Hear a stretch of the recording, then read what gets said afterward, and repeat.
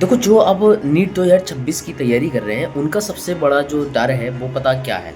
उनका सबसे बड़ा डर ये है कि भाई नीट क्या, जैसा नीट 2025 का पेपर आया था, वैसे ही नीट 2026 का पेपर आएगा। क्या फिज़िक्स भी इतनी टफ आएगी? क्या केमिस्ट्री भी इतनी टफ आएगी? तो देखो दोस्त, एक बात बता दूँ, जितने भी स्टूडेंट्स इस वीडियो को देख रहे हैं, ठीक है?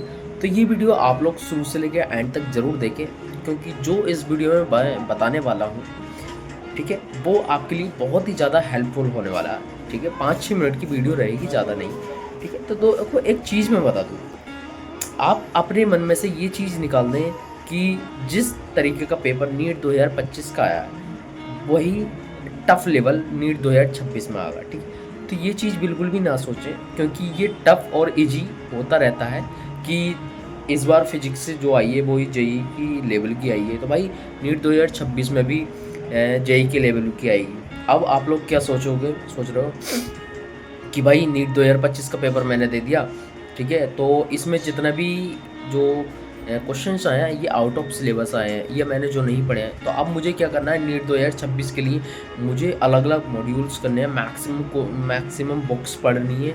ठीक है, तो ये चीज़ अपने दिमाग में से सबसे पहले ये चीज़ निकाल दो। ठीक है, क्योंकि आप जितना ज़्यादा अलग अलग बुक्स पढ़ोगे, जितना ज़्यादा कॉन्सेप्ट अलग अलग बुक्स से पढ़ते रहोगे, आप डाइवर्ट्स हो जाओगे, मतलब भटकते रहोगे इधर उधर। तो देखो, नीट 2026 के लिए आपके लिए सबसे पहले क्या करना है, देखो, जो कुछ ऐसे होते हैं यूट्यूब पर भी, ठीक है, कि ज्ञान फैलते रहते हैं कि भाई आपको ये पढ़ना है, वहाँ से पढ़ना है। देखो, एक चीज़ मैं बता दूँ आपको, आपने जब नीट 2025 का पेपर दिया है, जो आपने क्वेश्चन करा है, मैं मानता हूँ आपने सब कॉन्सेप्ट सीख लिए होंगे, ठीक है।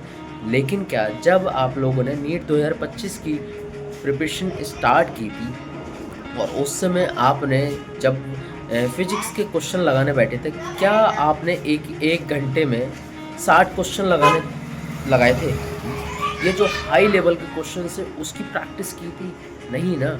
तो इस वाले जो पेपर में आया, इसमें यही आया है कि आपके अगर फिजिक्स में नंबर कम आए, तो ये मत सोचो कि आपसे कॉन्सेप्ट नहीं आते। भाई देखो, इसमें इतना बड़े क्वेश्चंस थे कि इसमें 3-3 4-4 कॉन्सेप्ट यूज़ हो रहे थे, और जब जिस हिसाब से कॉन्सेप्ट यूज़ हो रहे थे और टाइम कंज्यूम हो रहा था, ठीक है ना, तो आपके अगर नंबर कम आए हैं, तो इसमें जाहिर सी बात है कि आपका पेपर छोटा भी है।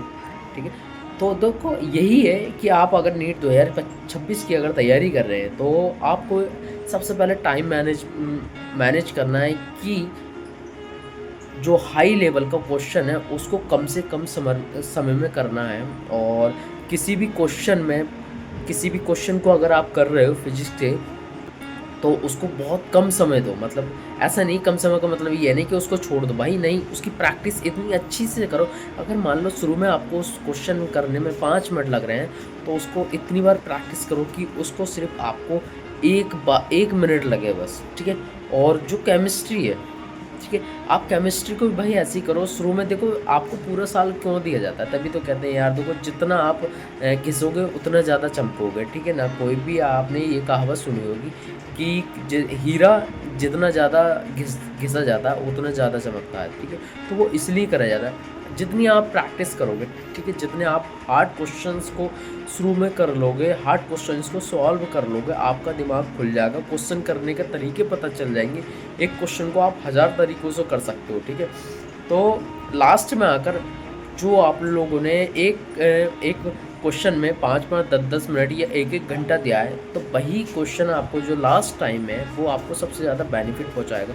उसको सॉल्व करने में आसानी हो जाएगी आपको, क्योंकि ये चीज़ जो आप इस समय क्वेश्चन कर रहे हो, ये क्वेश्चन आपने ऑलरेडी 1 घंटे में कर चुके हो, समझ, इसको ऑलरेडी आप 1 घंटा दे चुके हो। ठीक है, तो आपको ये चीज़ आपको ध्यान रखना है। और देखो, एक चीज़ मैं बता दूँ, बात रही बायोलॉजी, केमिस्ट्री की, फिजिक्स की, तो देखो, आपको नया कुछ पढ़ना नहीं है। जितने कॉन्सेप्ट आपको फिजिक्स में टीचर करा दें, बस उसी को सही से करना है, और उसी जो कॉन्सेप्ट है, उन्हीं कॉन्सेप्ट्स